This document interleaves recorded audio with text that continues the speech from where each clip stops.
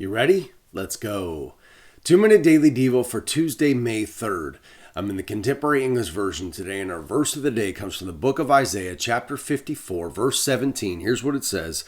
Weapons made to attack you won't be successful. Words spoken against you won't hurt at all. My servants, Jerusalem is yours. I, the Lord, promise to bless you with victory. This is a verse, we've talked about this before in previous devos, that the chapters in Isaiah here that we're talking about, Isaiah 53 and 54 especially, are very prophetic chapters. Isaiah 53 talks about Jesus and how he was, the innocent lamb going to the cross and everything that his death on the cross meant for you and me. And this obviously happened hundreds of years before it even took place.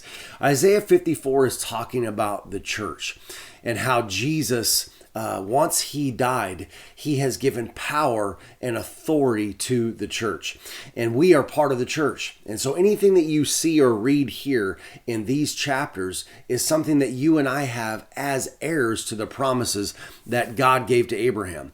You can study all of that, but God gave to Abraham being, he was an Israelite, and he said, okay, here's all the promises that are yours. Well, the Bible then talks about that because we've said yes to Jesus Christ, through him, we're now heirs and can take part in all of those promises.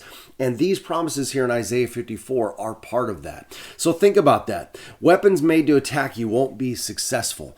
I don't know about you, but I don't have any specific, literal weapons that are coming against me. But, like we've talked about before, there are enemies in our lives that try to come against us. There are people in our lives that maybe try to come against us. We know that Satan is an attacker that tries to come against us. Well, we can have the confidence to know, because we are heirs to the promise, that God says this: weapons made to attack us won't be successful. Words spoken against us won't hurt at all.